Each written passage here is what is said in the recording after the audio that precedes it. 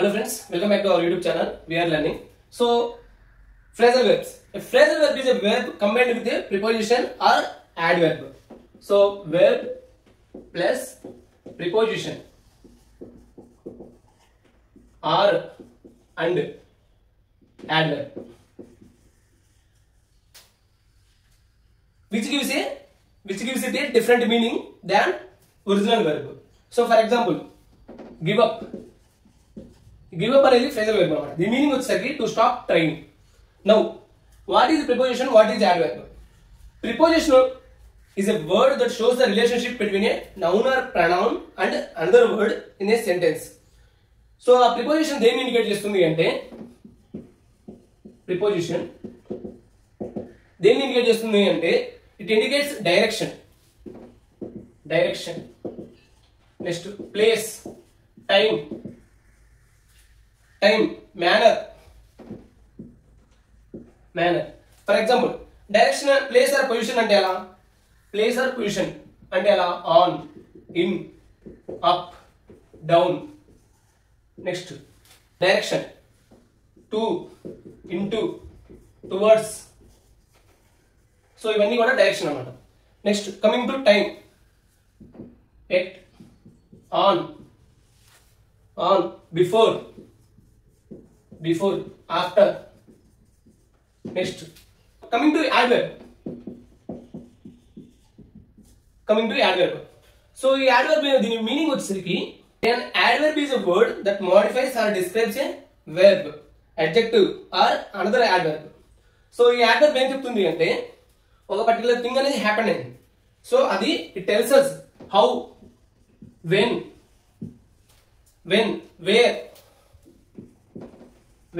how often,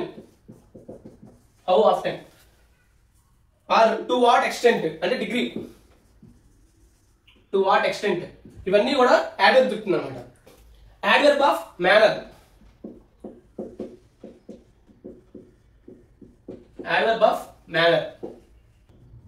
How particular thing happened. For example, he runs fast, she speaks clearly. ఆ ఉద్దేశంలో ఈ adverb use చేస్తాం అన్నమాట. So ఇక్కడ fast, for example he runs fast, ఇక్కడ fast అనేది adverb అన్నమాట. అలానే she speaks clearly. So clearly అనేది adverb అన్నమాట. సో adverb మనం ఈజీగా ఫైండ్ అవుట్ చేయడానికి ly అనేది ఎక్కువగా మోస్ట్ ly అనేది వస్తూ ఉంటుంది అన్నమాట.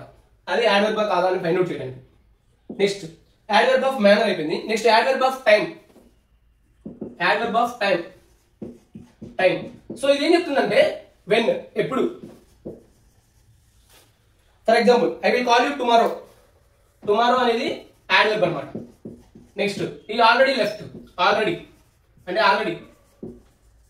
లెఫ్ట్, ఈ ఆల్రెడీ, ఇవన్నీ కూడా adverbs అన్నమాట. adverb of place.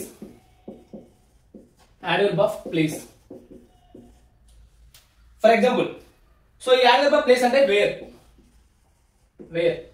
ని ఇండికేట్ చేస్తుంది అన్నమాట. For example she is waiting out side అనేది adverb. అలానే కమ్ హియర్ అని యూజ్ చేసాం అనుకోండి, అక్కడ హియర్ అనేది adverb అన్నమాట. సో ఇది adverb of place. అలానే adverb of frequency.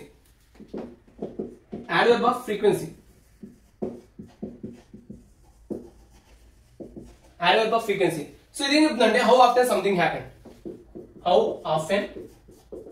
Happens. For example I always drink coffee in the morning. ఇక్కడ ఆల్వేస్ అనేది adverb of frequency. They rarely go out.